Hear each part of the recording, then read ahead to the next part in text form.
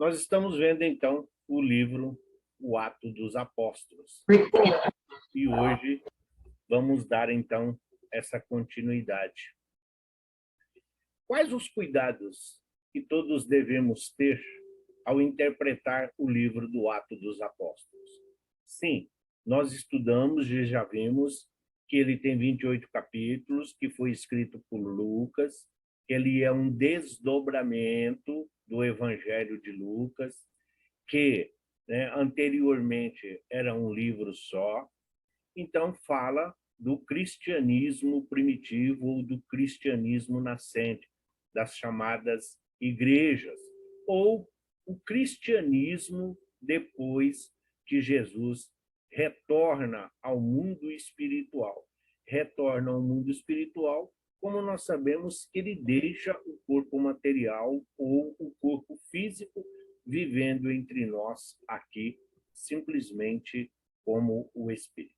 Então, que cuidados nós devemos ter com a continuidade desse estudo do Ato dos Apóstolos? O livro do Atos é uma narrativa, ou, para como muitos falam, uma epopeia. Sendo assim, ele não se prende a nos mostrar o que é certo e o que é errado, mas sim em contar a história do que aconteceu. Por isso, um cuidado importante ao estudar este livro é entender que nem tudo que lemos deve ser aplicado. E isto não só ao Ato dos Apóstolos, mas principalmente ao Ato dos Apóstolos. Se o Antigo Testamento é difícil a leitura, os costumes e as tradições, se o Evangelho de Jesus é mais próximo de nós, mas mesmo assim as parábolas são de difícil entendimento, então o Ato dos Apóstolos não é muito diferente, porque tem muita mediunidade, tem muitos fatos e acontecimentos que somente a mediunidade pode explicar. Mas, como tem muita divergência, como tem muita discussão, como nós vamos ver, debate, por isso que precisa ter o conhecimento para saber o que levou a essas circunstâncias e qual foi o resultado final. Um exemplo disso é o desentendimento que vemos entre Paulo e Pedro, entre Paulo e Barnabé e entre Paulo e Tiago. Apesar deles terem resolvido isso aparentemente de maneira saudável, não podemos achar que esse tipo de situação é a ideal. Entre Paulo e Pedro, nós sabemos que aconteceu na Casa do Caminho, devido à circuncisão, depois em relação aos costumes judaicos que Tiago implantou na Casa do Caminho. Entre Paulo e Barnabé, porque Barnabé fazia questão de levar o seu sobrinho, João Marcos, que já havia deixado eles no meio de uma viagem, e Barnabé insistia em que ele deveria voltar a viajar com eles para aprender. Paulo não abre mão. Entre Paulo e Tiago, na Casa do Caminho, exatamente como disse, Tiago, para evitar a perseguição do Sinédrio, a perseguição dos judeus, ele acaba implantando muitas das práticas judaicas na Casa do Caminho, o que desvirtua o Evangelho de Jesus, que Paulo não aceita. É resolvido? É, como nós sabemos, mas não é a situação ideal alguém discutir em nome de Jesus ou de Deus. É exatamente isso que levou a muitas das chamadas guerras santas. A história de Jesus não termina com a sua morte, mas com a fé dos cristãos na sua ressurreição, que transcende a ciência histórica. Por isso que, ao ler o Ato dos Apóstolos, não basta só o conhecimento, a razão, não basta apenas ser cético, porque fé é algo que, como nós sabemos, não prescreve, não pode ser hereditário. Fé se adquire, Fé vem acompanhado de acreditar, de confiança, de resignação, de abnegação, de aceitação, e isso é individual a cada um. Porém, a ressurreição do Cristo para nós, espíritas principalmente, é um marco. Não a ressurreição em si como letra, como palavra, mas o retorno à pátria espiritual para continuar a viver. Não é um fato que pertence simplesmente ao passado, é atual, ultrapassa todos os limites da história. Os primeiros cristãos viviam desta fé. Então, quando nós falamos, se as parábolas, nós escutamos a figueira, a parábola do semeador, a parábola do talento, nós conseguimos até trazer isso para o nosso dia a dia. Mas como falar da ressurreição para quem não é espírita? A comunidade católica, a comunidade romana, da Igreja Romana, eles entendem a ressurreição, que Jesus voltou ao céu de corpo e alma. E nós sabemos que não é esse o significado de ressurreição. Ressurreição se aplica nos casos de catalepsia, epilepsia, letargia, onde o espírito retorna à vida no próprio corpo, porque não estava morto, estava ali num processo letárgico, onde os liames ainda estavam ligados ao corpo físico. Então, é isso que nós espíritas conhecemos, mas e para quem não conhece, como dizer que eles não estavam mortos se eles não têm essa referência que nós temos? Então, é preciso muita cautela. É onde nós começamos a ver os primeiros slides.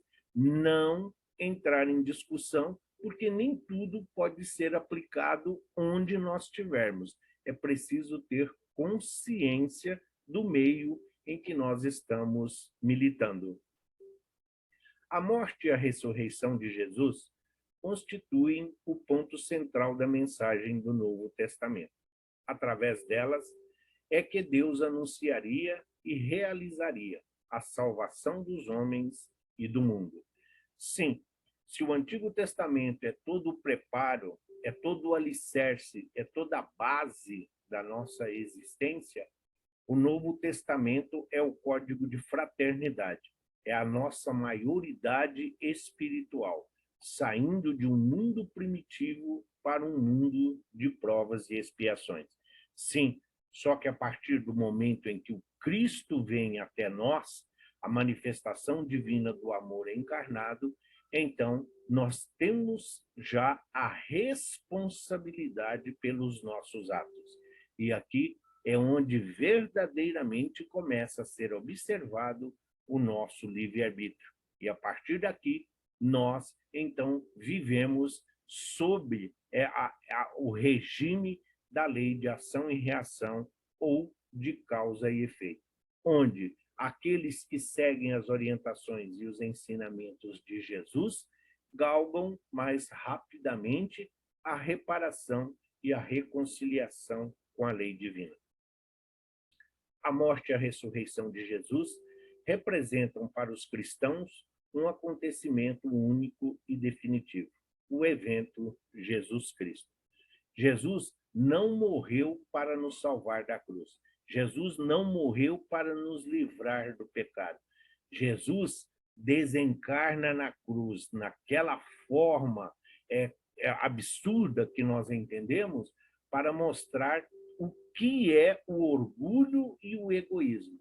Mas a principal lição de Jesus no Calvário é dizer que existe uma vida depois da vida, que a vida continua depois do túmulo, e aquele que o conhece jamais caminhará nas trevas. Então, a morte e a ressurreição de Jesus é um evento onde Jesus nos mostra a continuidade da vida, uma vez que somos espíritos eternos a partir da nossa criação. Na verdade, todo o Novo Testamento e toda a teologia cristã limitam-se a desenvolver o significado desse evento de Cristo. Assim, Jesus é o centro da verdadeira profissão de fé cristã. Seja como Deus, seja como Espírito Santo, seja como uma lenda, seja como um anarquista, mas Jesus é a principal personagem do Novo Testamento e o que nós conhecemos. Nós temos muitas dificuldades de conceber um Deus abstrato, um Deus imaterial, mas onipresente, um Deus imutável, porém onipresente, um Deus justo, onde nós vivemos um mundo de desigualdades. Porém, Jesus é uma figura palpável, Jesus é uma figura conhecida, mesmo sendo esse Jesus aí muitas vezes pintado, seguindo as orientações de Michelangelo lá na Capela Sistina, porque até então não se tinha uma ideia do Cristo. Esse Cristo de cabelos longos, olhos azuis, pele clara e tudo, é uma criação do Michelangelo e que foi muito bem aceita pela igreja. A partir daí é essa concepção. Tornou-se o Cristo mais acessível a todos nós. E Jesus é, para nós espíritas, além de nosso guia e modelo, ele é o diretor angélico deste planeta bendito. E isso está muito bem explicado quando, aqui do Ato dos Apóstolos, a continuidade deles todos sentirem o Cristo junto a si, mesmo após a sua desencarnação. A partir da fé na ressurreição de Jesus, o grupo disperso dos discípulos se recompõe e, na espera de sua volta eminente, torna-se igreja. Mais uma vez, a recomendação.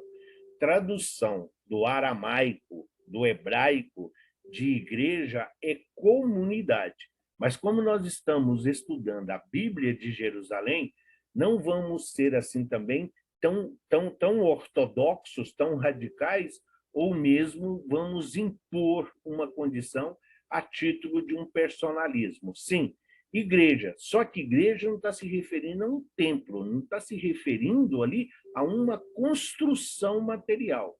Igreja, os membros que participam do Novo Testamento, os membros, as pessoas, os espíritos encarnados que dão continuidade aos ensinamentos de Jesus. Os seus lábios se abrem e proclamam no Espírito do Senhor ressuscitado as grandezas de Deus. O seu testemunho suscita os novos crentes, mas também renova a oposição e as perseguições.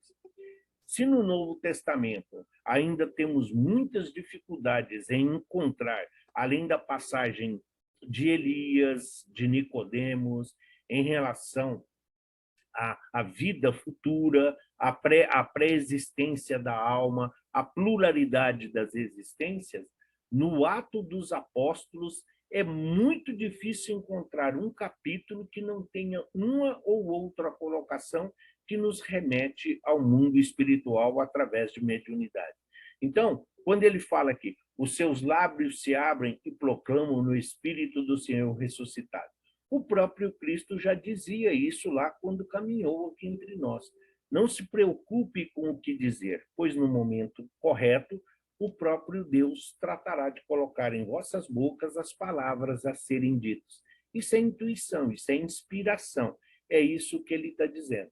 Porém, ao mesmo tempo em que nós temos aqui, vamos assim dizer, um passo adiante em termos de fé, em termos de compreensão e entendimento, a oposição e as perseguições também aumentam, porque junto vem a feitiçaria, junto vem toda a ignorância, junto vem o preconceito, vem a discriminação, que se nós não estivermos firmes nos nossos propósitos, muitas vezes acabamos sucumbindo perante o peso que nós hoje carregamos. Tem início a história da igreja, da sua missão e expansão para além dos confins da Palestina em todo o mundo. Uma história rica de conflitos e de tensões, na qual o mundo se defronta com o Evangelho, mas também a igreja se encontra com o mundo, obrigada a apresentar a mensagem de Jesus em várias formas e em línguas sempre novas. Se Jesus, em um primeiro momento, veio para os hebreus, veio para os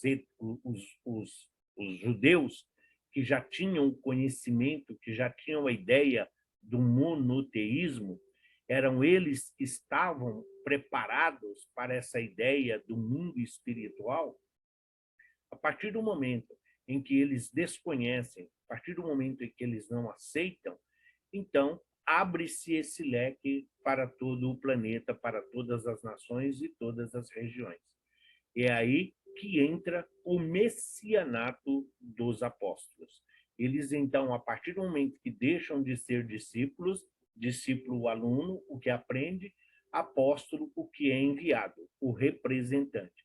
A partir do momento que Jesus os envia de 2 em 2, então, sim, cada um vai para uma região e acabam falando naquela língua, naquela região, naquele dialeto, sempre usando ali o folclore, sempre usando as coisas daquela região, daquela nação para exemplificar. E isso somente a mediunidade pode proporcionar. Nós sabemos disso. Por quê? Nós, mesmo quem não trabalha mediunicamente, mas através das obras do André Luiz, através das obras do Manuel Filomeno de Miranda, da Joana de Ângeles, da Amélia Rodrigues, entre outros tantos, nós sabemos como a espiritualidade maior nos intui, nos direciona. Basta olharmos no Livro dos Espíritos, quando Kardec indaga: os espíritos influenciam a nossa vida? E a resposta não poderia ser outra: muito mais do que vós imaginais. Então é isso que ele está dizendo. O evangelho foi de encontro às criaturas, foi de encontro aos necessitados, ao mesmo tempo em que os necessitados, os assistidos, vieram buscar o evangelho, e eles precisavam encontrar acolhimento e consolação onde quer que estivessem. A história de ações e reações, de fidelidade e de infidelidade, de intuições e erros, de vitórias e fracassos entre os povos e nos corações, no coração. Não significa que, simplesmente por ser apóstolo, por ser discípulo, por estar falando de Jesus, que tudo foi alegria, que tudo foi conquista, que tudo foi vitória, que tudo foi realização. Nós sabemos que não. Quando nós estudamos aqui a história da Bíblia, nós vimos como foi o desencarne de todos os apóstolos e os seguidores mais diretos. Todos foram martirizados, todos foram vilipendiados. Acertaram muito mais do que erraram, mas também tiveram seus atritos, também tiveram as suas discussões, também tiveram seus equívocos, também tiveram seus enganos. Então, a Bíblia não é pelo fato de não ser a Bíblia a palavra de Deus, não, mas é um livro intuído.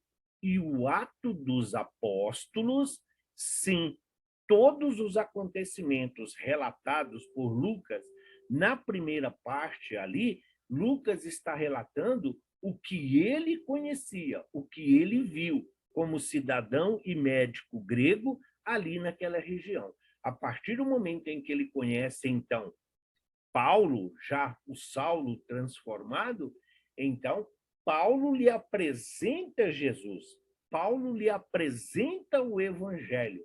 E é exatamente nesse evangelho de Paulo que Lucas centra o seu evangelho e também o Ato dos Apóstolos.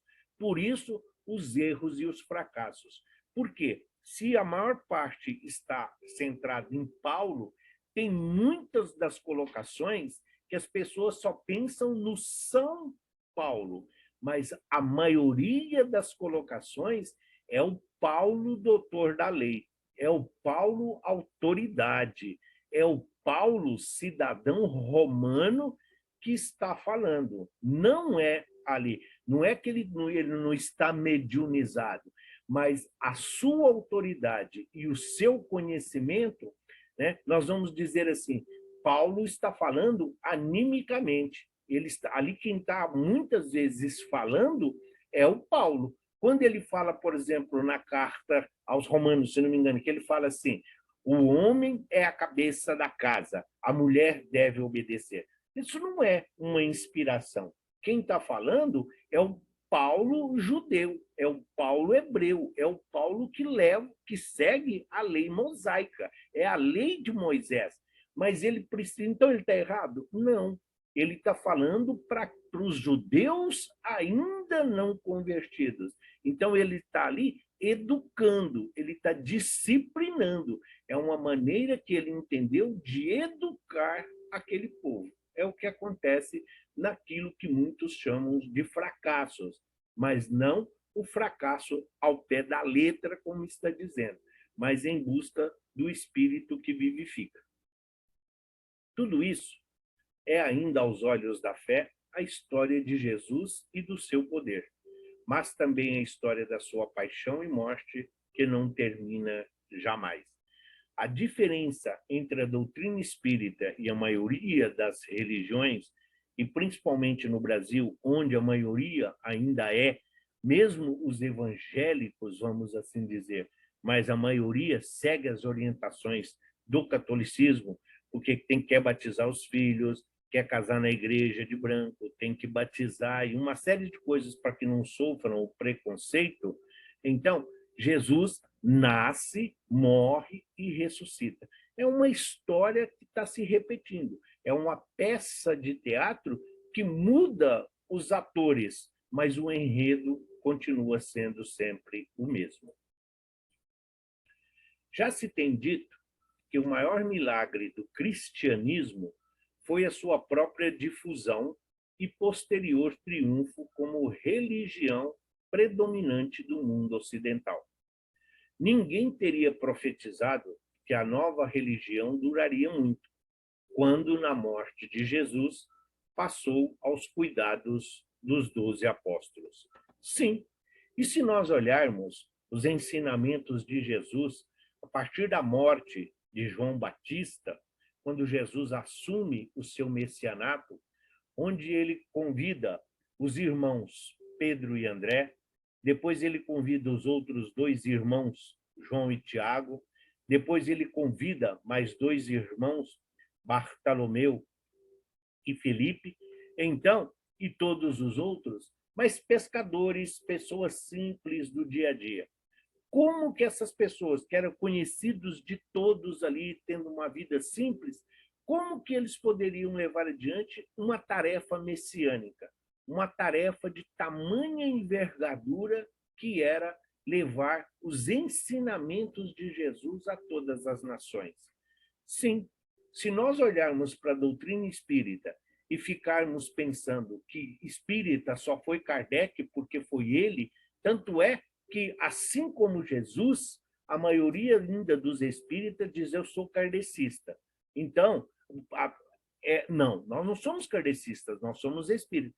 Tá, mas nós somos católicos, evangélicos, espíritas. Antes de mais nada, todos nós somos cristãos. Nós seguimos os ensinamentos de Jesus. Agora, o que fica difícil para as pessoas compreender é a mesma coisa. Como nós vamos olhar para aquele nosso companheiro, aquela pessoa que, às vezes, está em dificuldade, está desempregado, vive uma vida simples, mora de aluguel e tem dificuldade com isso, com aquilo, os filhos têm problemas, situação. Nossa, mas você é espírita? Nossa, você trabalha numa casa espírita? Como se isso fosse empecilho para que nós servíssemos ao Evangelho. Pelo contrário, é exatamente nessas oportunidades que o Cristo nos oferece a oportunidade de nós seguirmos adiante na nossa evolução espiritual. A mesma coisa aqui. Então, ninguém, entre aspas, o sinédrio, as autoridades, os poderosos da época, jamais acreditariam que essas pessoas simples, esses seguidores do Cristo, dariam continuidade a essa obra e que ela chegasse hoje onde nós nos encontramos, em 2022. Sim, as trevas já existiam na época de Jesus? Sim, Jesus não convidou só os santos para vir a este planeta. Os capelinos, eles não eram espíritos perfeitos. E os espíritos que estavam aqui nas suas primeiras encarnações, se andavam com pessoas erradas, aprenderam errado, mesmo tendo livre-arbítrio. Mas hoje, olhando para o que nós somos e o que nós hoje já temos capacidade de servir, nós vamos compreender o verdadeiro significado do cristianismo que os apóstolos nos trouxeram.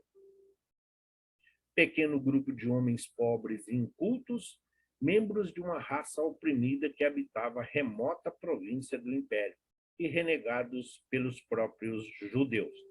Sim, todos eles eram judeus, seguiam os preceitos judaicos, seguiam a lei de Moisés, observavam os costumes e as tradições, mas não pensem que era diferente. O Atos dos Apóstolos, ele deixa isso bem claro nas regiões onde está sendo tratado. O preconceito, a discriminação campeava solto já naquela região. Existiam os privilegiados, existiam já as mordomias, e simplicidade muitas vezes esteve associado à pobreza. E aí a dificuldade que nós hoje encontramos ainda quando se dizemos bem-aventurados os pobres de espírito, porque a grande maioria associa pobre de espírito à miséria e não às pessoas simples, mas que estão e como já compreenderam o verdadeiro significado da nossa existência. Contudo, dentro de uma geração após a morte do Cristo, seus ensinamentos eram conhecidos em todo o mundo mediterrâneo. Sim, os apóstolos, seguindo a própria orientação de Jesus, depois do Pentecostes, ides antes as ovelhas desgarradas de Israel. Então, Jesus recomenda aos apóstolos que eles não saíssem daquela região. Palestina, Judéia, aquela região ali onde eles viviam. Por quê? Eles estavam habituados com aqueles costumes e com aquela forma de viver. Ir aos gentios, a outras regiões, a outras nações, isso estaria reservado a um outro espírito que daria continuidade a essa obra, como nós já vimos e vamos ver daqui a pouquinho essa criatura chamada Saulo de Tarso. Caberia a ele dar a continuidade do trabalho junto aos gentios e às outras denominações religiosas, mas sempre tendo por alicerce e referência os ensinamentos e o aprendizado que os apóstolos, principalmente Pedro, João e Tiago e Barnabé, lhe trouxeram, acrescentando a sua bagagem intelectual. As confissões de que o cristianismo primitivo expressou por diversos modos, em breves fórmulas de fé e de pregação, em hinos e orações, no batismo e na refeição comunitária, na luta contra as falsas doutrinas e no testemunho dos mártires, dão todas um título de honra a Jesus. O Messias, o Filho de Davi, o Filho de Deus, o Filho do Homem, Salvador, Senhor, Mestre, tudo isso são formas de se referir a Jesus. Porque muitas daquelas criaturas, eles seguiam certos costumes. Os judeus, se nós pegarmos o Evangelho, por exemplo, de Mateus, ele não fala Senhor, ele não fala Mestre, ele fala Senhor. Mas os outros apóstolos, todos eles falam Mestre. Então, por quê? Mas é tudo uma questão de costume. Mateus era judeu. Os outros já eram convertidos, aprenderam, ficaram, não tinham muito. Quando chegaram a escrever, então já tinha toda uma modificação, já havia muitas infiltrações e muitos acréscimos a esses costumes que eles observavam há muito tempo. Então, quando fala de hinos e orações, são costumes, são tradições, são cânticos, são cantos, são o lamento, os salmos. Enquanto aquele povo caminhava em direção à terra prometida, ali nós temos hinos, isso conforta, isso consola. O batismo é uma modificação, é o homem velho morrendo para dar vida ao homem novo, com novos costumes, com novos aprendizados, com novas ideias. A refeição comunitária que foi instituída exatamente para quê? Para que nesses encontros todos, além de compartilhar o alimento material, compartilhassem o alimento espiritual. O alimento comunitário, o alimento material, ele tinha o objetivo de quebrar a barreira, essa resistência. Se fosse nos dias de hoje, então vamos fazer um culto, como é que fala? Quando se junta muitas religiões. Mas vamos lá, vou achar a palavra, ecumênico. Vamos fazer um culto ecumênico. Então, vamos juntar evangélico, budista, messiânico, dos mormons, todos se juntam. E cada um leva aquilo que a sua religião, por exemplo, estipula que está certo e que se deve comer. Mas o objetivo não era que cada um comesse daquilo que levasse, era exatamente partilhar daquilo que o outro tinha a te oferecer. E isso não estava errado. Daqui a pouquinho vem a explicação do porquê de tudo isso. Todos esses títulos querem dizer que Jesus é aquela pessoa concreta, na qual se decide a salvação do mundo e de cada homem em particular. Sim, quando nós perguntamos, e se fosse Jesus nesta situação? E se for Jesus que estiver ao meu lado? Então, são perguntas básicas que nós devemos fazer todos os dias a fim de nortear a nossa existência. Nesse sentido, a ressurreição e a elevação de Jesus são exaltadas como ação de Deus, o qual reintegrou nos seus direitos de Senhor aquele que tinha se humilhado, sendo obediente até a morte na cruz. Este é o grande exemplo. Se Deus não facilitou para Jesus, que era o diretor angélico, se Deus não facilitou para Jesus o espírito mais perfeito, sem mácula, sem erro, quando ele esteve aqui e o deixou, vamos assim dizer, à mercê do orgulho, do egoísmo, da inveja, da maldade e da cupidez, por que nós queremos viver como se fôssemos anjos? Por que nós queremos ter uma vida angelical, sem dificuldades, sem tormentas, sem sofrimentos, sem dor? Todo aprendizado requer esforço. Todo esforço leva à conquista. E toda conquista é uma vitória. Não estamos falando aqui de vitória em primeiro lugar. Sim, muitas vezes nós vamos lutando várias lutas, vários combates, nem todos nós vamos sair com o ônus, com a taça, com o prêmio de primeiro lugar. Mas o aprendizado, ele é constante. É o que Deus, o Pai, o Salvador, o Criador, o Todo-Poderoso, mostra a todos nós. Esse é o mundo de provas e expiações. E essas são as condições de um mundo de provas e expiações. O número de pessoas praticando o bem, praticando a caridade, auxiliando, amparando, socorrendo, é grande, sim, em número muito maior do que aqueles que ainda se comprazem no mal, daqueles que ainda praticam o mal, daqueles que ainda se satisfazem praticando o mal, e o mal de todas as formas, seja ele material, emocional ou espiritual. Todos eles têm a sua consequência e tudo exigirá reparação de cada um de nós. O ato dos apóstolos ele não tem uma sequência, muitas vezes, cronológica. Às vezes, nós vemos um fato que ele coloca aqui e que, de repente, quando chegamos, está aqui no capítulo 10, quando nós chegamos lá no capítulo 14, a impressão que dá é que ele está dando continuação àquela situação que aconteceu lá no 10. Por isso, a colocação no primeiro slide.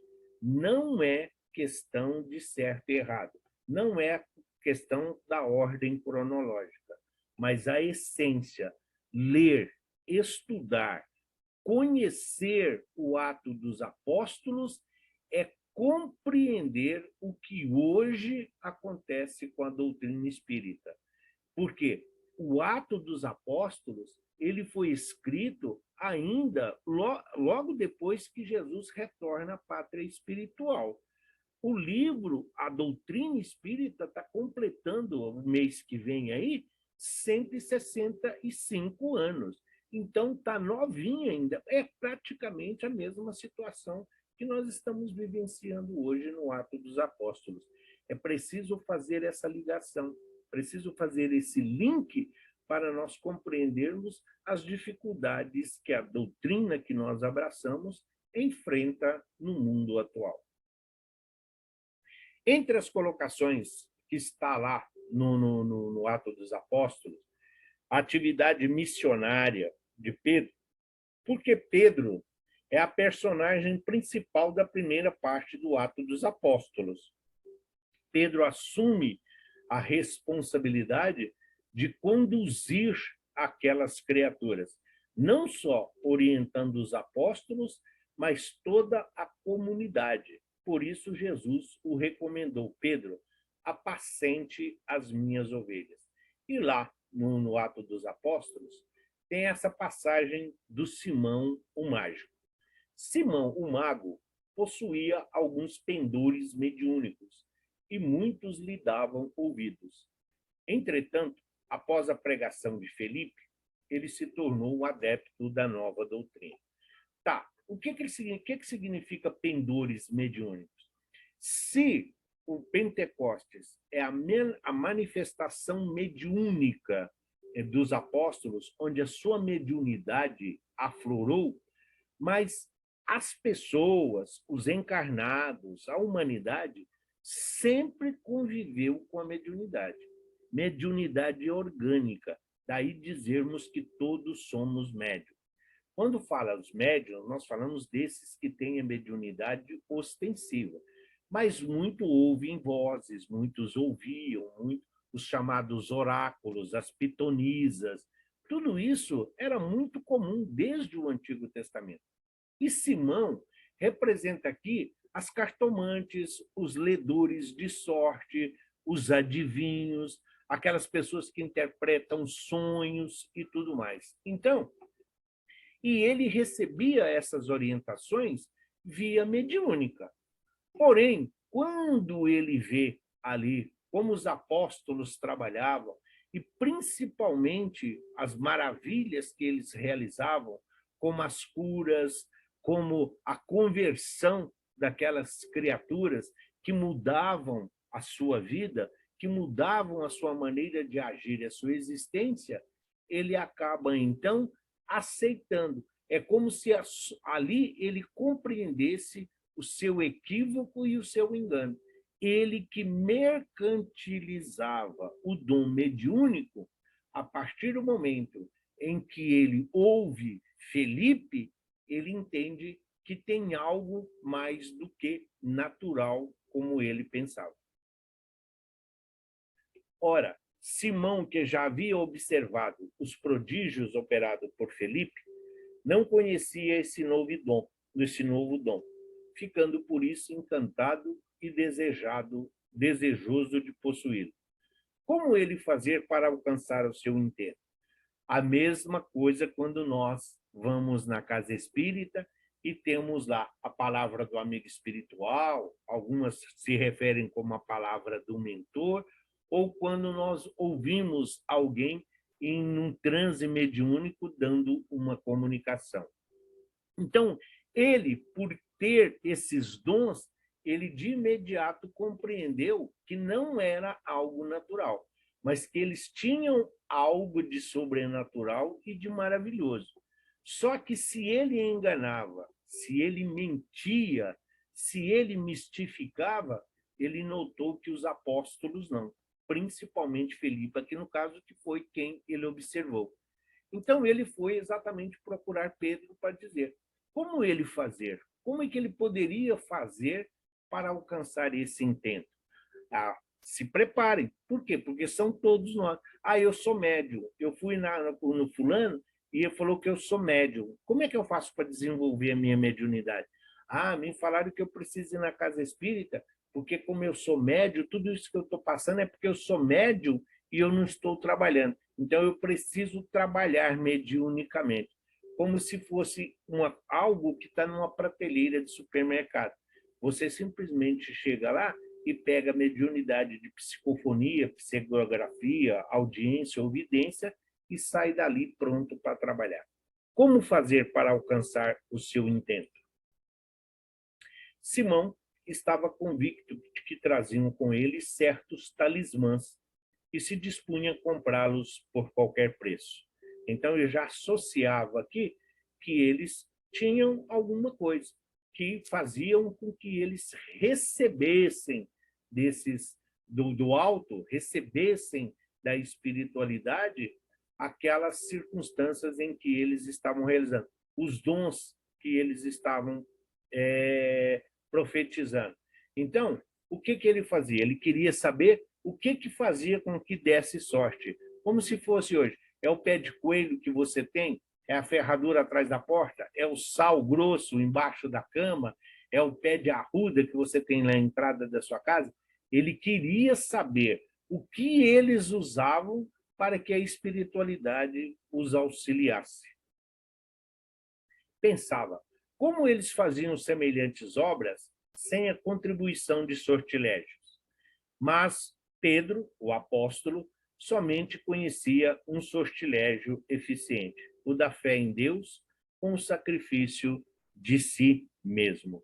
Então, para quem não conhece, para quem não estuda, para quem não observa, pensa que mediunidade é privilégio, que mediunidade é um prêmio, que basta nós solicitarmos e nós já saímos trabalhando. Não, para nós espíritas, nós sabemos a responsabilidade e o comprometimento. Nós sabemos que mediunidade nós solicitamos. Na maioria dos casos, nós imploramos pela mediunidade como ferramenta de trabalho. Então, o apóstolo aqui, representando todos os apóstolos e todos os discípulos que estavam ali no cristianismo nascente, que estava chegando a todos os corações, é a fé, é a moral, é o respeito que nós temos que ter para as coisas do alto. Sim, se nós nos melhorarmos, se nós nos aperfeiçoarmos moralmente, nós vamos estar atraindo para junto de nós os espíritos bons, os espíritos elevados, os espíritos superiores.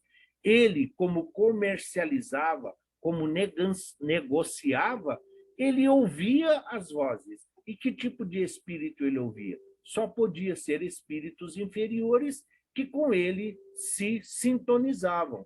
E aí eles acabavam vampirizando, eles acabavam envolvendo ele, fazendo com que ele trabalhasse e os servissem de acordo com as suas necessidades. A mesma coisa que hoje. Se acontecer isso, eu vou levar um perfume para Iemanjá, eu vou levar isso para Oxóssi, lá na floresta, eu vou levar isso para Ogum, como se eles precisassem dessa circunstância. Como saber? Se nós não sabemos o espírito que nós estamos falando, como que nós vamos sair fazendo oferenda se nós não sabemos o que eles gostam ou o que é? Até porque um espírito superior, ele não vai fazer nada esperando recompensa ou premiação. É essa a dificuldade de Simão Mágico, e é isso que Pedro está tentando, e Felipe estão tentando passar a ele.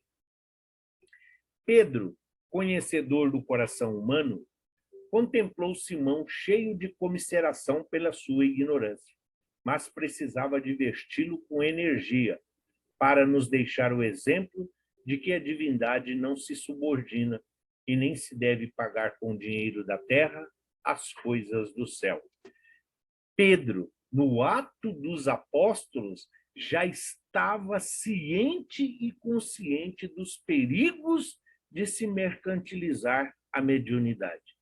Mágico aqui que usa no ato dos apóstolos é porque não tinha mediunidade. O livro dos Espíritos foi escrito em 1857. Então, mágico vem de magia, vem do maravilhoso, vem do sobrenatural, vem das coisas que não têm explicação, do milagroso. Então, Pedro, entendendo a inferioridade e, principalmente, as companhias espirituais que estavam acompanhando Simão, então Pedro não deixa de dar a eles uma lição, um aprendizado. Não uma lição de moral. É preciso lembrar que Pedro, mediunizado, então ele está seguindo as orientações de Jesus, no sentido de esclarecer a Simão que as coisas de Deus, o que de graça dai de graça, o que de graça recebestes. Não se mercantiliza, não se comercializa, não se aceita presente, não se aceita oferta, não se aceita oferenda por nada de bom que nós estamos proporcionando aos outros. A caridade, ela precisa ser desinteressada. É isso que Pedro está fazendo em relação a Simão. Pereça o teu dinheiro, e com ele, e tu com ele, porque julgastes poder comprar com o dinheiro o dom de Deus. Não terás parte nem herança neste ministério, porque o teu coração não é reto diante de Deus. Então, Pedro está dizendo, se você comercializa os seus dons, se você comercializa aqui aquilo que você recebeu de graça, então você está recebendo a recompensa aqui na Terra. Você já está, o que você está recebendo como pagamento, o que você está usufruindo em seu benefício da mediunidade, você já recebeu. Mas você, quando ele fala, você não terá parte, pode parecer um pouco forte, mas é preciso entender, Pedro, com toda a sua simplicidade, ele era duro, ele era reto, mas ele era muitas vezes ríspido na forma de colocar. Não que ele fosse grosseiro, era a maneira dele mostrar a retidão e o poder de Deus. Então ele fala, o teu coração não é reto diante de Deus. O teu coração, você está mentindo, você está enganando, você está ludibriando. Como que você pode querer receber um dom que vai ajudar tantas pessoas se você recebe de graça e está usufruindo dele, aí arrecadando dinheiro material? Arrepende-te, pois, dessa tua maldade e ora ao Senhor, para que te possa ser perdoado este pensamento do teu coração. Pois eu te vejo na amargura do fel e nos lagos da iniquidade. É uma ameaça? É uma profecia? Sim, naquela época e no ato dos apóstolos, sim, pode até dizer que Pedro estava profetizando. Mas qual a diferença de nós olharmos hoje para essas pessoas, as cartomantes e todos esses que negociam aí os dons divinos e tudo, e aqui nós vamos falar o que para eles? Olha, vocês já têm lugar garantido no céu. Olha, o nosso lar tem uma mesa reservada que já está com o nome de vocês lá. Vocês vão direto, sem escala, para o mundo espiritual. Sim, para o mundo espiritual, mas que tipo de mundo? Que tipo de colônia? Em que circunstâncias eles vão estar? Então, Pedro faz esse alerta. Até agora, você não tinha conhecimento. Até agora, você não sabia o que eram os dons divinos. mas a partir de agora você já sabe. Eu estou te falando e você está vendo o como deve ser feito. Você viu o que o Felipe fez? Você viu o que nós realizamos? Então, dai de graça o que de graça recebeste. Não é para vender, não é para negociar, não é para fazer permuta. Se você continuar com essas ideias e com esses mesmos objetivos, o seu futuro será o vale de lágrimas e ranger de dentes. Nada diferente do que Jesus disse. Jesus disse: jogue-o, amarre-o e jogue-o lá fora, porque lá haverá choro, lágrimas e ranger de dentes. Jesus não está aqui ameaçando, Jesus não está aqui fazendo nenhuma profecia. Ele está dizendo da lei de ação e reação. É preciso reparar até o último centil e não aumentar a nossa carga e, principalmente, as nossas obrigações. Na sequência do Simão, vem o que ele está dizendo. Aconteceu que Pedro, que se deslocava depois dessa situação, aconteceu então que Pedro, que se deslocava por toda parte, desceu também para junto dos santos que moravam em Lida, é uma outra cidade próxima. Encontrou ali um homem chamado Enéas, que há 8 anos estava de cama, era paralítico. Pedro então lhe disse: Enéas, Jesus Cristo te cura. Levanta-te, arruma teu leito. Ele imediatamente levantou-se. Sim, Pedro sai da multidão, Pedro sai daquela situação. Aqui, nós não estamos seguindo versículo a versículo, nós estamos fazendo um apanhado da atividade missionária de Pedro. Quando Pedro chega em Lida e encontra essa criatura, que também há exemplo do paralítico que estava lá, que Jesus curou, o paralítico da piscina. Ele era paralítico. Pedro imediatamente entende que ali é uma obsessão, sempre tendo na ideia de que Pedro, sim, um médium de cura, um médium curador, um médium ostensivo, estava em contato direto com os benfeitores espirituais. Então, quando diz que a própria sombra de Pedro curava, na realidade, são as companhias espirituais, os auxiliares do Cristo, os abnegados servidores de Jesus que acompanhavam os apóstolos ali, potencializando o amor e a caridade, o devotamento dos apóstolos. E Pedro representava a todos eles. Então, os espíritos que ali estavam junto de Enéas, sugando, vampirizando, os espíritos recalcitrantes, os adversários, os inimigos do passado, que ali, naqueles órgãos, não permitiam que ele andasse, então, ao ver a aproximação de Pedro, todos eles são recolhidos, todos eles, através de um diálogo fraterno, esclarecedor, acolhedor, eles, então, são afastados. Da mesma forma, quando nós vamos tomar o passe, seja no Frei Anselmo, seja no Manuel Bento, sempre o passista diz assim: pensamento em Jesus. Com Jesus no pensamento e no coração, então Pedro não fala, eu estou te curando. Ele fala, Jesus Cristo te cura. Jesus te cura. Eu sou apenas o intermediário. E isso é importante lembrar, porque Pedro, ele se aproxima aqui.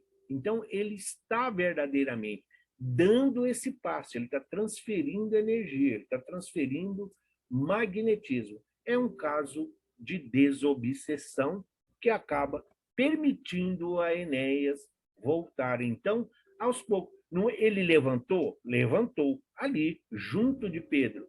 Levantou, mas não saiu correndo para participar da São Silvestre. Levantou, se movimentou, estava há muito tempo naquela situação. Então, é preciso a fisioterapia, o movimento constante para que ele voltasse a adquirir todos os movimentos.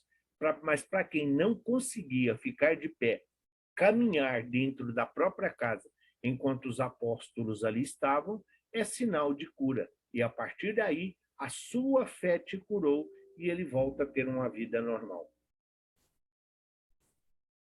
Ora, em Jope, havia uma discípula chamada Tabita.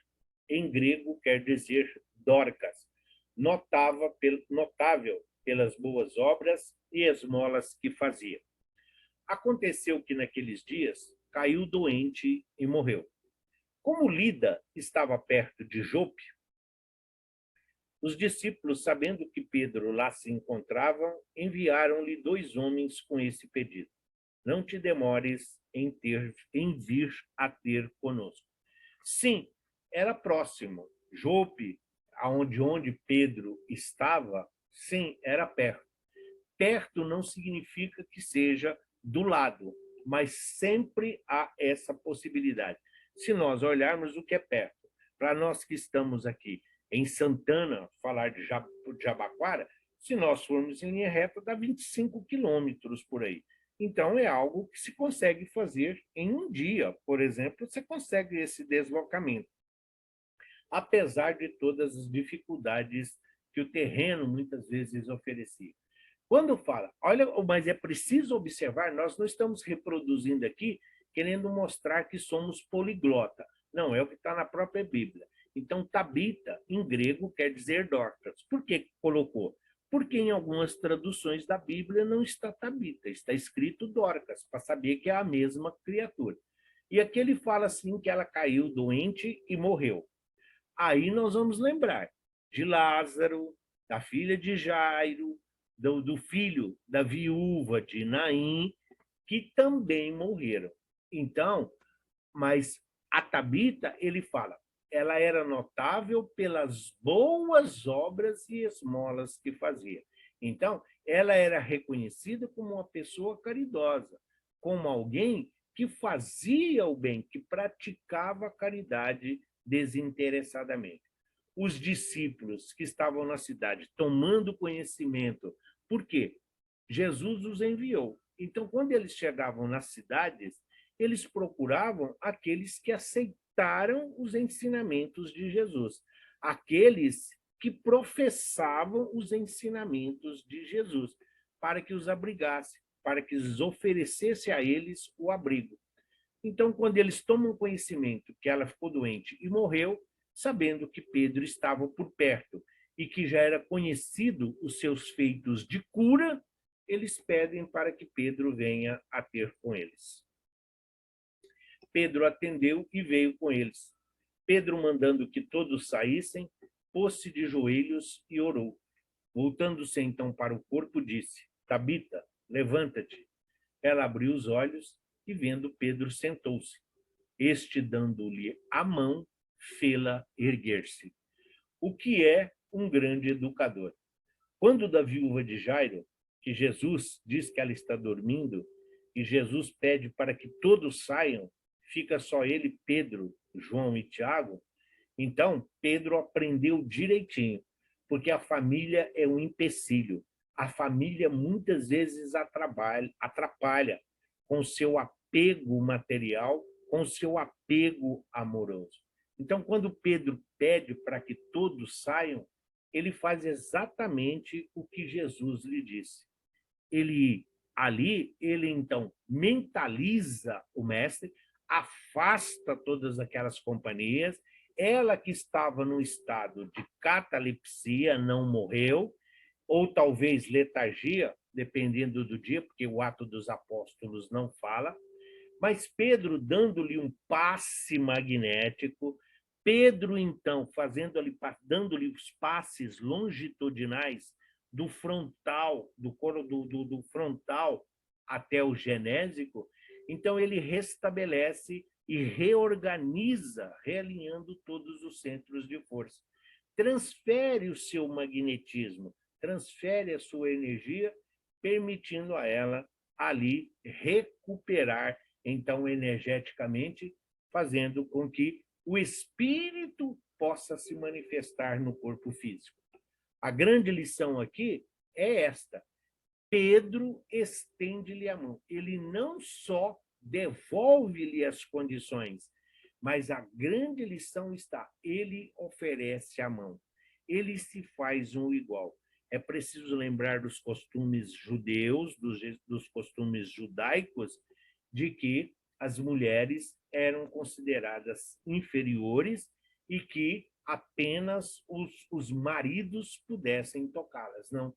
Quando Pedro toca-lhe a mão, ele está transferindo essa energia e esse magnetismo de uma forma mais contundente, de uma forma mais viril, de uma forma mais, não vou dizer mais forte, mas de uma forma direta, sem intermediários. Então, é a grande lição. Eles aprenderam com Jesus. Então, ele cura, devolve a vida? Sim, ele restabelece os chakras e os centros de força? Sim, sempre assessorado pelos benfeitores espirituais. Dotado de faculdades magnéticas e ainda auxiliado pelos bons espíritos, agindo em nome de Jesus, Pedro fez inúmeras conversões, mas mais por meio das curas do que pelo uso da palavra. Não seria difícil. Pedro, devido até mesmo à sua simplicidade e os conhecimentos poucos intelectuais que ele tinha, mas o que importa não são as palavras, não são a quantidade. As pessoas aprendem são pelas atitudes, são pelos atos. Então, a maioria das conversões, que são elas direcionadas e são elas creditadas a Pedro é muito mais pelas curas que ele realizava do que pelo dom da palavra, da qual ele não era muito hábil. Esses casos de ressurreição não se deram, como se vê, só no tempo em que Jesus cumpriu o seu messianato, mas também no tempo dos discípulos. Em Tabita, como em outros casos, não havia o desligamento completo do espírito do corpo físico, como está muito bem explicado. Aqui, para nós, não fica nenhuma dúvida. O espírito, a pessoa não estava morta. O espírito não havia deixado o corpo. Estavam simplesmente os liames, os laços fluídicos estavam afrouxados, mas não desligados. Por isso, com o magnetismo, você restabelece a vida normal à criatura, por mérito que ela tinha aí. Então, a cura se vem através do merecimento. Dúvidas, perguntas ou questionamentos até aqui a respeito do que nós falamos? Não. Então, vamos embora. O centurião, que é o que está na sequência. Vivia em Cesareia um homem chamado Cornélio, centurião da corte itálica. Era piedoso e temente a Deus. Com toda a sua casa, dava muitas esmolas, a exemplo de Tabita, ao povo judeu e orava a Deus constantemente. A prática da oração, junto com o perdão, era um dos principais ensinamentos do judaísmo. Ele viu claramente em visão, cerca da hora 9 do dia, o anjo do Senhor entrando em sua casa e chamando-o. Aí alguém vai dizer assim, tá, as pessoas leem isso aqui e falam, centurião, é aquele romano lá, né? Sim, centurião porque comandava uma turma de 100 soldados. Então, centurião. É só isso que as pessoas às vezes lêem. Era um funcionário de Roma. Não, para nós que estamos estudando, para nós espíritas, veja bem, centurião é só a profissão. Era piedoso e temente a Deus, ou seja, era alguém que tinha a religião não por hábito, mas sim porque acreditava, ele e toda a sua casa. Dava muitas esmolas ao povo judeu e orava a Deus constantemente. estava sempre em contato com o mundo espiritual, fazia a sua parte, trabalhava a sua reforma íntima. Aí vem, ele viu claramente em visão, acerca da 9ª do dia, 3 horas da tarde, um anjo do Senhor entrando em sua casa e chamando. Mais um fenômeno mediúnico, mais um acontecimento espírita não mediúnico. Quem vê um anjo? Quem tem mediunidade de evidência. Se ele viu e se ele escutou, significa que ele tinha vidência e audiência, porque ele viu e ouviu. Vamos ver o que o anjo disse a ele quando o chamou. Cornélio, fixando os olhos nele, cheio de temor, perguntou-lhe: que há, Senhor? E o anjo lhe disse: tuas orações e tuas esmolas subiram até a presença de Deus, e ele se lembrou de ti. Agora, pois, envia alguns homens a Jope e manda chamar Simão, cognominado Pedro. Então, essa é a recomendação do anjo, daquele espírito que se manifestou a Cornélio. Disse a ele: olha, as suas obras, as suas atitudes, a sua vida, toda a essência da sua existência mostra que você tem méritos perante o Cristo, perante a Deus. Então, vai lá e manda chamar Pedro. Ele não pergunta o porquê, ele não indaga. A Bíblia não fala se ele pergunta o que Pedro vai fazer ou por que Pedro. Ele simplesmente diz, o anjo diz que é para ele chamar. É isso que todos nós deveríamos fazer. Nós não devemos ficar indagando o Espírito o porquê, quando, onde, como e por quem. Orientação espiritual é para ser seguida, não é para ser questionada, desde que você tenha moral para saber o tipo de sintonia espiritual em que se encontra. O trabalho prosseguia árduo, mas gratificante. Lentamente, através de muito esforço e sacrifício, o evangelho ia sendo levado e atraía cada vez mais adeptos. Pedro se sentia feliz, porque ao mesmo tempo que ele trabalhava, que ele servia, ele supervisionava toda a vida dos outros apóstolos, porque eles vinham reportar-se a ele. Então, ele tinha um acontecimento, não só daquilo que acontecia ao seu lado, de acordo com as necessidades em que ele era chamado, mas principalmente pelo fato de fazer bem e proporcionar harmonia e equilíbrio a todos aqueles que o procuravam. Ele, Pedro, amava de sobremaneira o Mestre, e cada vez que pregava ou curava em nome de Jesus, era como se o visse ao seu lado, sorrindo ternamente, encorajando-o a prosseguir. Cada desvalido que o procurava era uma nova oportunidade de estar mais próximo com o Mestre. Então, qual a maneira que nós temos de demonstrar que amamos a Jesus? Do que praticando o seu evangelho. É muito mais fácil servir do que ser servido. É muito mais fácil socorrer do que ser socorrido. E cada oportunidade que Cristo nos oferece, nós devemos aproveitar, porque nós estamos saudando o nosso débito, reconciliando-se com a lei divina. Então, fazer o bem nos deixa mais leve. Aumenta a nossa responsabilidade? Sim. Aumenta o trabalho? Sim. Aumenta a responsabilidade? Sim. Mas o que é 100 anos, 80 anos no planeta Terra, se nós temos uma eternidade para podermos desfrutar de tudo aquilo que nós fizemos de bom? Então, lá na casa de Cornélio, por isso que o Atos dos Apóstolos faz essas colocações intermediárias. Lá na casa de Cornélio, Pedro viu o céu aberto e um objeto que descia semelhante a um grande lençol, baixado à terra pelas 4 pontas. Dentro havia todos os quadrúpedes e répteis da terra e as aves do céu. Uma voz lhe falou: levanta-te, Pedro, imola e come. Mediunidade, aqui nós temos a mediunidade de voz direta. porque Pedro também ouviu.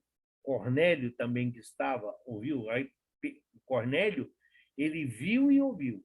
Pedro simplesmente viu a voz. Ele viu os lençóis? O lençol? Sim. O que significa? É um lençol, é uma cortina baixado pelas 4 pontas. É preciso interpretar.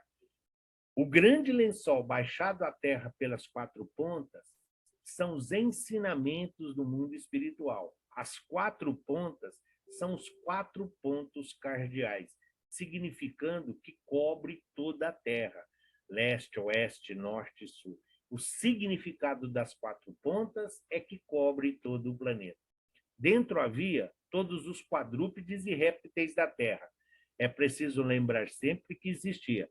As aves do céu significa o mundo espiritual, significa estar junto de Deus.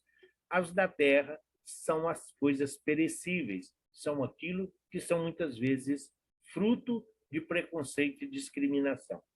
Quando a voz diz para ele, Pedro, levanta e mola e come, está dizendo, Pedro, mata e come. Mas nossa, não era vegetariano, eles não eram vegano? Não, veganismo e vegetarianismo, se é assim que fala, existe agora. Todos nós estamos no mundo e temos usar como fonte de alimentação aquilo que nós temos à nossa disposição. Aqui, o planeta estava saindo de um mundo primitivo. Querer que se alimentassem como Jesus era exigir demais das pobres criaturas. Então, a voz diz a ele, mata e come os animais que ele estava lá. Não todos, os animais que ele necessitava. Pedro, porém, replicou, de modo nenhum, Senhor, pois jamais comi alguma coisa profana e impura. Ele entende que a voz é a voz do Cristo. Ele assimila, ele associa que a voz que está lhe dizendo é a voz do Cristo. Nós vamos duvidar? Não, Jesus se dirigiu a Paulo, Jesus se dirigiu a Estevão, e Jesus esteve com os apóstolos durante ali o período do cenáculo. Seria difícil entender que Jesus os abandonasse. Então, a voz que ele ouviu pode e deve ter sido mesmo a voz do Cristo orientando no que fazer. De modo nenhum, Senhor, pois jamais comi alguma coisa profana e impura. Sendo judeu, eles não comiam peixe de couro, eles não cortavam barba, eles não cortavam o cabelo, eles não comiam a carne suína e por aí tinham. Então, para eles isso era profanar e era também impuro. De novo, pela segunda vez, a voz lhe falou, ao que Deus purificou, não chames tu de profano. Sucedeu isso por 3 vezes, e logo o objeto foi recolhido ao céu. Por que fala que logo o objeto foi recolhido ao céu? Não, porque não está falando aqui de bife, não está falando aqui da carne em si. Está dizendo de nós compreendermos que tudo que existe na terra ou no céu é criação de Deus, é de Jesus, e que nós devemos respeitar. Não está errado você se alimentar, está errado o desequilíbrio, o desperdício. Então, o Evangelho, no Atos dos Apóstolos, ele está sendo dito a Pedro que não existe nada impuro, não é só os alimentos. Assim como Cornélio. Cornélio é romano, Cornélio tem uma outra, mas ele é um homem caridoso. Então, não importa se ele segue uma outra denominação, desde que ele esteja seguindo as orientações de Jesus, praticando a caridade, amando, perdoando, ajudando, auxiliando, socorrendo e amparando. O significado daqui é que os ensinamentos de Jesus, que a doutrina do Cristo é para todo o planeta, todos os povos e todas as nações. Não pode haver discriminação e nem preconceito fundamentado apenas em uma religião ou em alguma profecia. Esse é o ensinamento do Cornélio. Nessa mesma ocasião, o rei Herodes começou a tomar medidas visando maltratar alguns membros da igreja. Assim, mandou matar à espada Tiago, irmão de João, e vendo que isso agradava aos judeus, mandou também prender Pedro. Os apóstolos passaram por muitas dificuldades, por muitos temores e muitas perseguições, como vimos. A casa do caminho, aqui já estabelecida, sofria sim maus tratos e os apóstolos viviam tendo que dar satisfação da sua vida e da sua existência. E muitas vezes eles falavam algumas coisas dentro dos ensinamentos de Jesus que ofendia as autoridades romanas e também ao sinédrio. E isso aconteceu com Herodes. Herodes ficou revoltado porque ele andava fazendo algumas coisas errôneas, segundo os ensinamentos de Jesus, e Tiago começou a criticá-lo. Então ele pegou e mandou matar Tiago. E não contente com isso, ainda mandou também que Pedro fosse preso, que Pedro fosse detido. É uma forma de castigá-los por eles não seguir os ensinamentos do judaísmo. A vida dos apóstolos foi cheia de sofrimentos de um lado e de triunfos de outro. As perseguições, as calúnias, as injúrias, as prisões cobriam sempre com descrédito os discípulos de Jesus. Mas, por outro lado, os espíritos operavam, por seu intermédio, maravilhas que lhe davam alegrias, felicidades íntimas e muita gratidão a Deus. É o sacrifício agradável a Deus. É o jugo suave, é o fardo leve. Sim, é trabalhar para o bem-estar do próximo. Sim, rompendo preconceitos, auxiliando a quem precisa, iluminando a quem está nas trevas. Não conhecer o Evangelho de Jesus não é suficiente.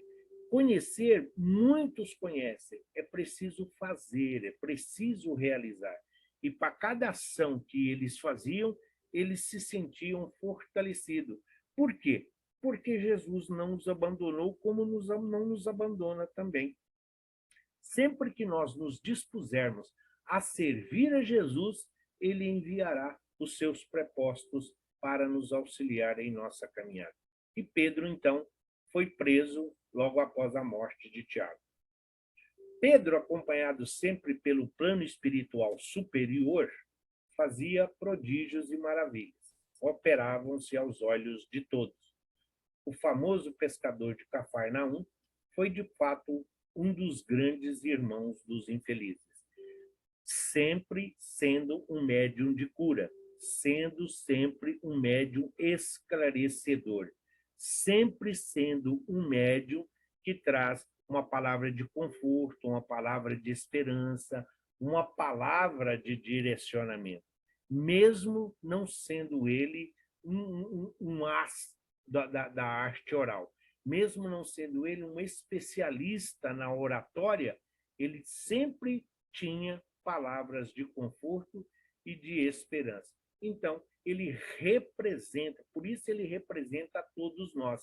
Duvido, ele ali negou a Jesus, era duro, às vezes rígido, às vezes exigente, mas as orientações espirituais ele sempre obedecia e cumpria à risca os ensinamentos. Na noite anterior a que Herodes faria comparecer ante o tribunal, Pedro dormia entre dois soldados, presos com duas correntes, enquanto guardas vigiavam a porta da prisão. E eis que apareceu um anjo do Senhor e uma luz iluminou a cela. O anjo acordou-o e disse: levanta-te depressa. Mais uma manifestação mediúnica, mais um fenômeno mediúnico, primeiramente de evidência. Ele viu o anjo. Ele estava dormindo? Por que os soldados não viram? Porque Pedro tinha a vidência, Pedro tinha mediunidade. Os soldados não, eles não tinham a mediunidade ostensiva. As correntes que estavam. Então ele acorda, Pedro vê. O anjo toca o ombro. Então o espírito se materializou. porque tocou o ombro e ele sentiu.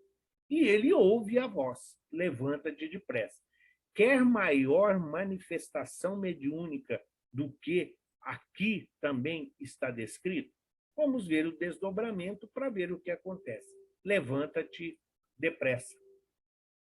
As correntes caíram-lhe das mãos. O anjo continuou: cinge-te e calça as sandálias. Pedro obedeceu e o anjo lhe disse: envolve-te no manto e segue-me. Pedro acompanhou sem saber se a intervenção do anjo era realidade. Pensava que era uma visão. Então, a representação da imagem é bem isso. Você tem um espírito. Se identificou como anjo ou não, aqui a colocação é de Lucas. O que importa é que apareceu essa criatura materializada, tocou o ombro dele, mandou com que ele colocasse as calças e calçasse a sandália e falou para ele: envolve-te no manto, e ele obedeceu. As correntes caíram-lhe das mãos. Sim, pode acontecer, mas um espírito tem essa capacidade. Quantas vezes André Luiz nos trouxe as situações dessas manifestações, que os espíritos plasmam, e os espíritos têm essa capacidade de, sim, abrir ali um algema, abrir simplesmente essas correntes, desatar esses nós. Nós sabemos que para a espiritualidade isto não é difícil. Pode ser difícil para nós explicar. Bezerra de Menezes não teve lá o dinheiro para saldar os seus débitos? Sim, o próprio Chico já não nos falou de inúmeras vezes de situações, de objetos que manifestaram, que foram plasmados ali e que serviram para consolar, confortar e atender as necessidades daquela criatura. O que importa é que, sim, houve. Nós vamos indagar como essas correntes caíram-lhe das mãos? Nós espíritas, temos todo o conhecimento para saber que isso é possível. E ele, sem saber se era realidade ou não, sim, observou e saiu. Depois de passarem pela primeira e pelo segundo guarda, chegaram ao portão de ferro que dava para a cidade. O portão abriu-se sozinho.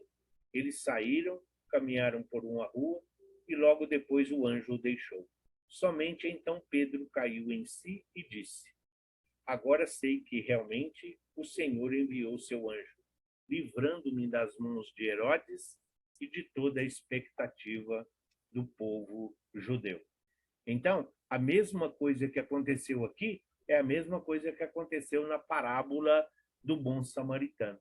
Ele recolheu o caído, o doente, o viajor, levou, cuidou das feridas, e a partir do momento em que ele estava estabelecido, ele simplesmente o deixou e seguiu a sua viagem. A mesma coisa aqui. O anjo foi e fez o que tinha que fazer.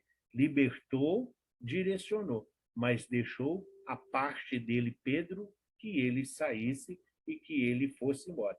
Então, ajuda, sim, a parte que compete à espiritualidade, mas a parte que é de nossa responsabilidade, cabe a cada um de nós dar prosseguimento.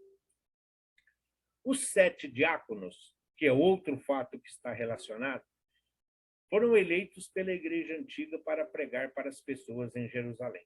Consta que houve lamentos da parte dos judeus que falavam grego contra os judeus que falavam hebraico, porque suas viúvas estavam sendo preteridas na distribuição de alimentos. Assistência social. Quem é espírita recebe, quem não é espírita só se sobrar. Então era mais ou menos isso que estava acontecendo. Os judeus que falavam o grego do hebraico. É simplesmente o preconceito e a discriminação que fez com que os apóstolos escolhessem 7 auxiliares. Os apóstolos convocaram então os discípulos e propuseram que fosse formada uma comissão de 7 homens acreditados, cheios de espírito e sabedoria, que se incumbiram dessa distribuição. Formaram uma equipe de 7 e eles assumiram essa tarefa, a primeira assistência social dentro do apostolado do cristianismo. Essa história está descrita nos Atos e os 7 são objetos de muitas tradições posteriores, como a que afirma que eles eram todos da parte dos 70 discípulos que aparecem no Evangelho de Lucas.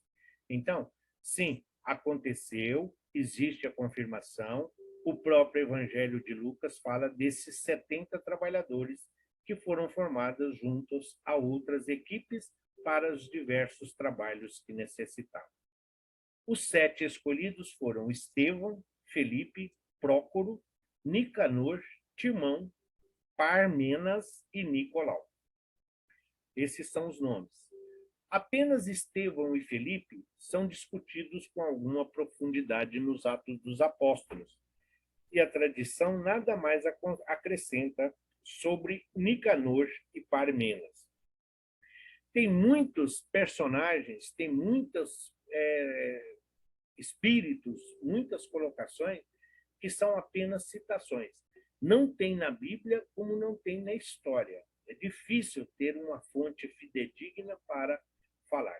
Então, Nicanor e Parmenas estavam entre esses desconhecidos. Estevão tornou-se o primeiro mártir da igreja quando foi morto por uma multidão. A história de Estevão todos nós conhecemos, apedrejado que foi por ordem de Saulo. Ele estava entre os 7. Felipe evangelizou a Samaria, onde converteu Simão o Mago e um eunuco da Etiópia, um ato que marca o início da igreja ortodoxa etíope. Felipe estava voltando e esse eunuco era um alto funcionário da rainha da Etiópia. Então, Felipe se aproxima da carruagem e vê que ele está lendo o livro de Isaías. E aí Felipe pergunta se ele entende o que ele está lendo e ele fala: como posso entender se ninguém nunca me explicou? E aí Felipe explica para ele o texto que ele está lendo. E a partir daquele momento, ele então converte-se ao cristianismo. E é aí que marca, por isso fala que é a marca da Igreja Ortodoxa, porque a partir daí ele então passa a pregar o cristianismo na Etiópia. A tradição afirma que Prócoro era sobrinho de Estevão e companheiro de João o Evangelista, que o nomeou bispo de Nicomédia da Bitínia, hoje Turquia. São apenas fatos históricos para vocês tomarem conhecimento. Então, Prócoro, sobrinho de Estevão, e acompanhou João Evangelista quando ele fundou a Casa do Caminho na Estrada de Jope, não a Casa do Caminho de Jerusalém, mas a de Jope, onde Maria de Nazaré foi acolhida. A ele, Prócoro, foi atribuída a autoria do livro O Apócrifo dos Atos de João, e acredita-se que ele tenha terminado a sua vida como um mártir na Antioquia do século I depois do Cristo. Esse livro, Os Apócrifos de João, ele faz uma mistura do Evangelho de João com o livro do Apocalipse, mas não é reconhecido pela Igreja como um livro canônico e nem oficial. Então, não se tem a autoria oficial de quem é o verdadeiro autor. Por isso, o livro é considerado apócrifo. Nicanor era um judeu de Chipre, que retornou para sua terra natal e lá morreu como um mártir em 76. Todos eles, depois que formada a equipe da assistência social, depois que estava tudo ali já organizado e tudo funcionando, cada um deu continuidade à sua vida, assumindo o papel que lhe cabia dentro do cristianismo nascente. Timão era um judeu helenizado que se tornou um bispo na Grécia. Helenizado porque seguia as orientações da Grécia, de Helena, cultura, arquitetura, medicina, as artes. Então, era alguém considerado intelectual, por isso um judeu helenizado, um judeu com conhecimento. Por isso, foi nomeado bispo na Grécia até ser martirizado. Nicolau não é lembrado com carinho pelos cristãos, porque ele maltratava sua bela esposa.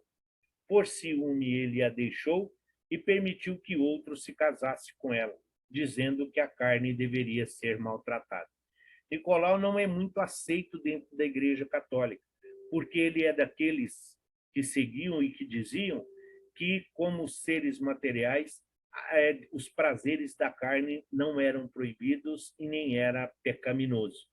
Então, por isso que ele, aí por ciúme, ele era muito chegado aos prazeres materiais, aos prazeres mundanos. Então, quando por ciúme ele abandona a sua esposa, ele deixa aquela casa com um traste lá e para que ele possa ser maltratado. Ele dizia que a carne deveria ser maltratada para a sua purificação. E é claro, uma pessoa que pensa assim, mesmo sendo nomeado pelos apóstolos, ele não poderia seguir dentro dos preceitos da igreja. E, finalmente, nós chegamos à história de Ananias e Safira, uma das mais conhecidas do Ato dos Apóstolos. Um homem chamado Ananias, com a sua mulher Safira, vendeu uma propriedade e reteve parte do preço, sabendo também sua mulher, e levando uma parte depositou aos pés dos apóstolos. Pedro lhe disse. Era muito comum, dentro da igreja nascente, as pessoas venderem as suas posses, os seus bens, e entregar o dinheiro para os apóstolos, para a igreja, para a obra. Barnabé foi o primeiro a fazer isso, tá? Então, Ananias, ele vendeu uma parte do terreno, só que ele reteu uma parte e levou o restante e entregou a Pedro. E Pedro lhe disse, Ananias, por que encheu Satanás teu coração para que mentisse ao Espírito Santo e retivesse parte do preço do terreno? Porventura, se não o vendesse, não seria ele teu, e vendido estava o teu preço no teu poder? Se Barnabé entregou todo o dinheiro, Ananias vendeu e entregou só uma parte. Pedro, então, fala para ele, por que você está mentindo? Já que uma vez que você vendeu um terreno, se você vendeu e ele é seu, por que você não ficou com todo o dinheiro? Como formaste esse desígnio no teu coração? Não mentisse aos homens, mas mentisse a Deus. Pedro era adivinho? Não, Pedro era médium. Mas a espiritualidade permite esse tipo de fofoca? Não, Ananias e Safira eram da comunidade. Então, Pedro os conhecia. Se Pedro os conhecia, se os apóstolos os conheciam, então Pedro sabia que ele vendeu o terreno e por quanto vendeu. Então, o Johnny vende a casa dele. Aí, alguém fica sabendo que trabalha no cartório e aí ele fala que vendeu por um preço abaixo, porque ele não quer que ninguém saiba que ele está com a grana. Então, não é a espiritualidade. Os espíritos superiores não se permite a isso. Ele simplesmente ali é parte do convívio. Não tem nada de mediunidade aqui. É simplesmente conhecimento. Mas ele estava mentindo e Pedro chama-lhe a atenção. Ananias, ao ouvir essas palavras, caiu e expirou. E sobreveio grande temor a todos os ouvintes. E, levantando-se os moços, amortalharam-no e levaram-no para fora e sepultaram. Quando Pedro chamou a atenção, quando Pedro o advertiu, dizendo que ele estava mentindo para Deus, sendo pego na mentira, então o Ato dos Apóstolos diz que ele morreu. Vamos ver o restante. Depois de um intervalo de 3 horas, entrou a sua mulher, Safira, não sabendo o que tinha acontecido. E Pedro perguntou-lhe, dize-me se vendeste, portanto, o terreno? Ela respondeu, sim, portanto. Mas Pedro disse, por que é que vós combinastes provar do Espírito do Senhor? Se ele já sabia do preço, se ele sabia quem comprou, se ele já sabia o valor, se ele já sabia que Ananias tinha mentido, então ele sabia que Safira também estava mentindo, porque ela confirmou o que o Ananias havia dito.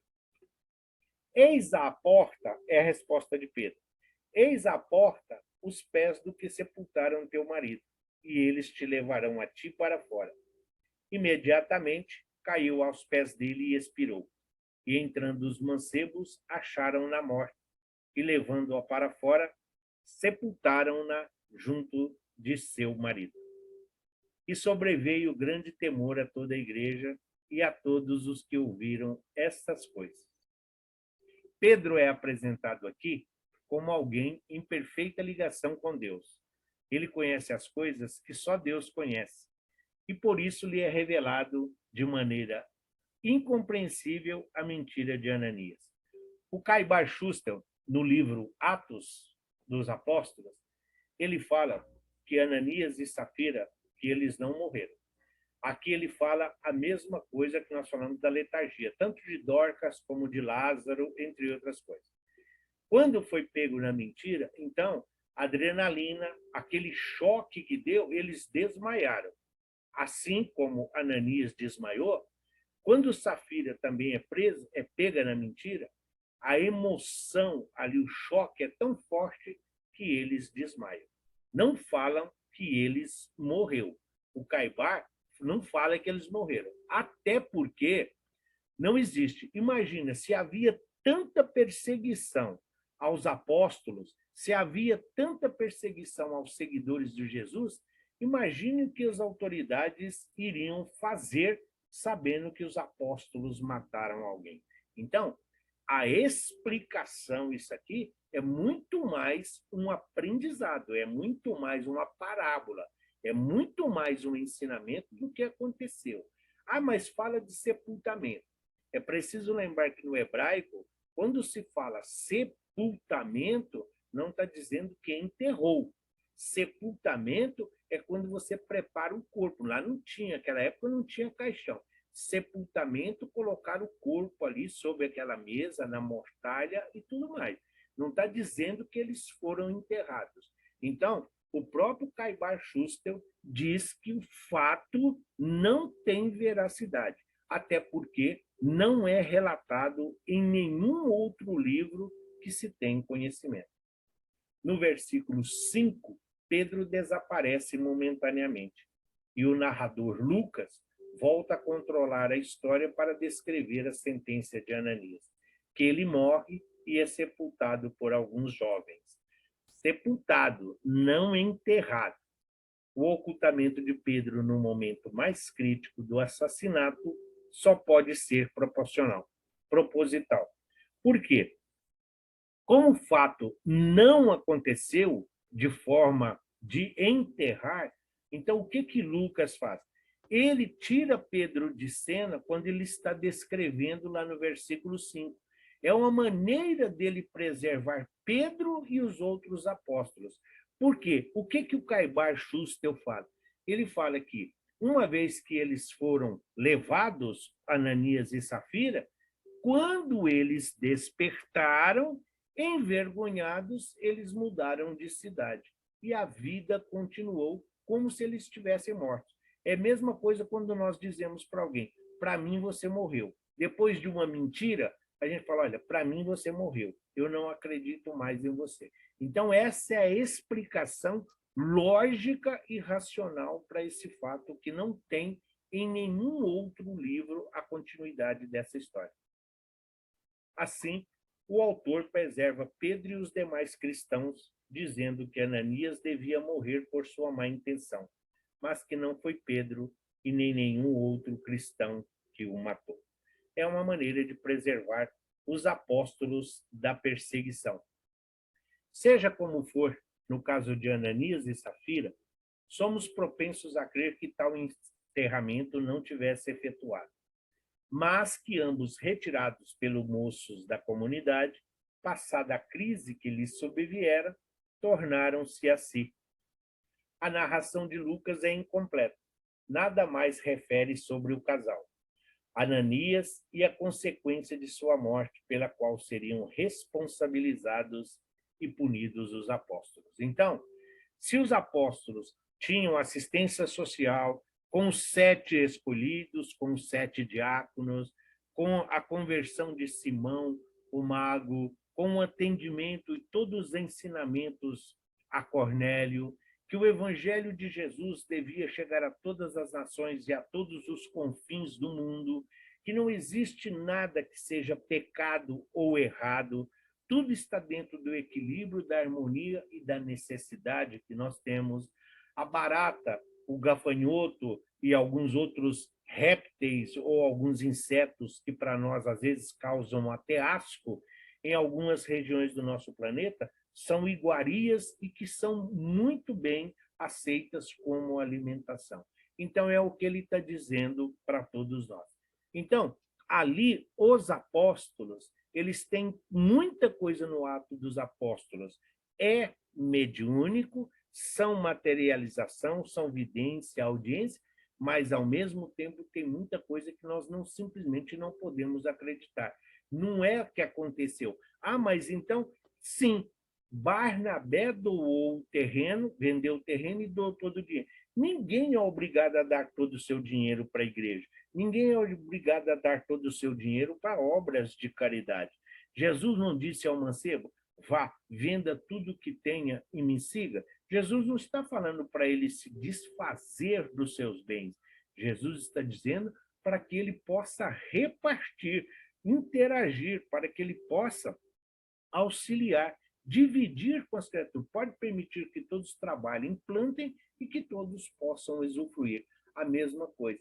Então, Lucas e o Evangelho de Lucas tem muita coisa de Maria, tem muita coisa que ele ouviu, além dos apóstolos, de Paulo, Silas, Timóteo, do próprio Tiago, irmão de Jesus.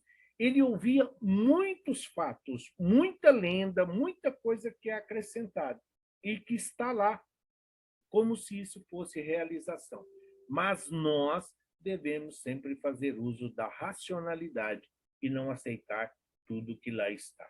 Aí está uma síntese do que foi a nossa aula de hoje, essa finalização dessa introdução do ato dos apóstolos. É claro que tem mais coisa, tem fatos mais relevantes, mas que os mais relevantes foram aqui abordados, não versículo a versículo, mas sempre tem a nossa compreensão e o nosso entendimento. Fazer o link da Bíblia e os seus ensinamentos com a doutrina espírita e os seus postulados é angariar informações, é instruir-se, é capacitar-se para que nós possamos